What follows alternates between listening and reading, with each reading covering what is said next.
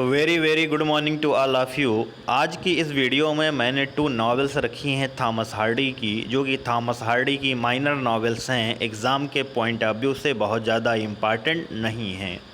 तो यहाँ पर जो कुछ भी बेसिक पॉइंट्स मैंने मेंशन किया है उसको आप लोग अच्छे से कंफर्म कर लीजिएगा। स्पेशल फोकस आप लोग यहाँ पर ये रखिएगा कि नावल में जो सेंट्रल कैरेक्टर्स हैं उनको कंफर्म रखिएगा, क्योंकि एग्ज़ाम में क्वेश्चन पुटअप किया जाता है मैच करने के लिए। जो कुछ भी सर्टेन पॉइंट्स यहाँ पर इम्पॉर्टेंट हैं उनको मैं डिस्कस कर दे रहा हूँ, आप लोग अच्छे से कंफर्म कर लीजिए।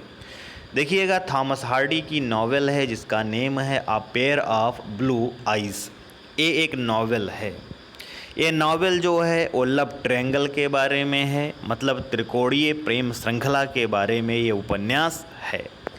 इस उपन्यास में होता क्या है, एक स्टीफन नाम का लड़का होता है।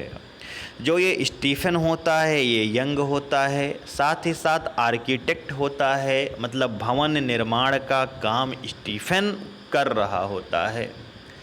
स्टीफन फॉल्स इन लव होता है, स्टीफन को प्रेम हो जाता है, और स्टीफन को प्रेम हो जाता है एल्फ्रेड से प्रेम हो जाता है। एल्फ्रेड जो होती है उसकी जो आइज़ होती हैं वो ब्लू होती हैं, उसको बोला गया है ब्लू आइड गर्ल भी बोला गया है।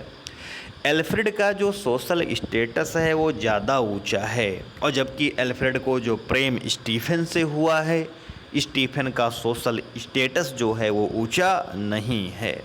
वो दोनों विचार बनाते हैं कि उन्हें भाग जाना चाहिए, क्योंकि एल्फ्रेड को मालूम है कि उसका फादर जो है वो स्टीफन से शादी करने के लिए राज़ी नहीं होगा, क्योंकि एल्फ्रेड का जो फादर है वो चाहता है कि एल्फ्रेड की शादी हेनरी नाइट से हो। हेनरी नाइट जो है वो एक रिप्यूटेड पर्सन है, अरिस्टोक्रेट है, सोसाइटी में उसकी रिस्पेक्ट है, सोसाइटी में उसकी इज्जत है, उसका मान सम्मान है। तो उससे वो शादी कराना चाहता है अपनी डॉटर एल्फ्रेड का, और वो हेनरी नाइट से शादी की बात भी करता है। लेकिन जब हेनरी नाइट को मालूम पड़ता है कि जो ये लड़की एल्फ्रेड है इसका रिलेशन जो है, प्रीवियस रिलेशन जो है वो स्टीफन के साथ में रहा है, जब हेनरी को मालूम पड़ता है तो हेनरी जो है वो रिजेक्ट कर देता है एल्फ्रेड से शादी करने को।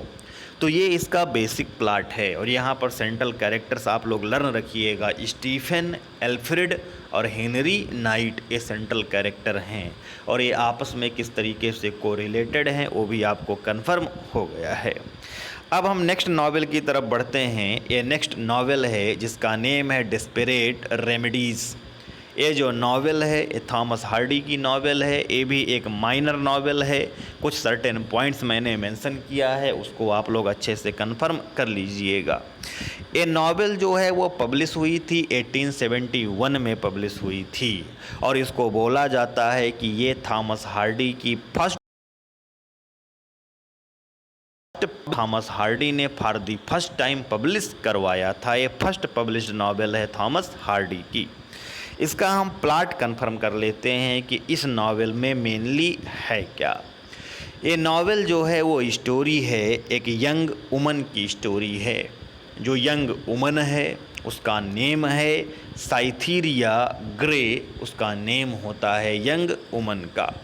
साइथीरिया ग्रे जो है वो लव करती है, वो प्रेम करती है, वो एडवर्ड से प्रेम करती है। तो आप लोग लर्न रखिएगा कि साइथीरिया ग्रे जो है वो लव करती है, एडवर्ड से लव करती है। लेकिन सरकमस्टेंसेस ऐसे होते हैं, कुछ परिस्थितियां ऐसी होती हैं जिसकी वजह से साइथीरिया ग्रे जो है वो एडवर्ड से शादी नहीं कर पाती है, और उसकी शादी हो जाती है एनियस मैन्स्टन नाम के पर्सन से। जो ये एनियस मैन्स्टन होता है ये सन होता है, ये बेटा होता है मिस एल्डी क्लिफ का बेटा होता है। लेकिन ये मिस एल्डी क्लिफ का इलेस्टीमेट चाइल्ड होता है, इलेस्टीमेट बच्चा होता है, और उसी एनियस के साथ में शादी हो जाती है साइथीरिया की। साइथीरिया एडवर्ड से शादी नहीं कर पाती है। जो ये एनियस होता है जिसके साथ में साइथीरिया की शादी हुई है, इसकी एक शादी पहले भी हुई थी और इसने अपनी पहली बीवी का मर्डर कर दिया था। तो जब एनियस को मालूम हो पाता है कि लोगों को इस घटना के बारे में जानकारी हो गई है, तो एनियस हैंग कर लेता है, खुद को टांग लेता है, फांसी लगा लेता है। जब यह डिस्क्लोज़ होता है कि उसने मर्डर किया है हिज फर्स्ट वाइफ, अपनी पहली पत्नी का। लास्ट में क्या होता है, जिसके साथ में उसकी शादी साइथीरिया की हुई थी एनियस के साथ में, उसने तो खुद को हैंग कर दिया। लास्ट में साइथीरिया और एडवर्ड जो होते हैं वो शादी कर लेते हैं, दोनों एक हो जाते हैं। तो ये इस नावल का सेंट्रल प्लॉट है, आप लर्न रखिएगा। साइथीरिया ग्रे एडवर्ड का कैरेक्टर, साथ ही साथ एनियस मैनस्टन का कैरेक्टर, जो भी है कैरेक्टर इंपॉर्टेंट है, प्लॉट में कैसे कोरिलेटेड है कंफर्म रखिएगा। तो थॉमस हार्डी का जो पोर्शन है उसको हमने कंफर्म कर दिया है। जो भी मेजर नॉवेल्स हैं उनका प्लॉट इन डेप्थ डिस्कस कर दिया गया है। जो माइनर नॉवेल्स हैं, जो नॉवेल जिस तरीके से इम्पॉर्टेंट है उसको कवर करा दिया गया है।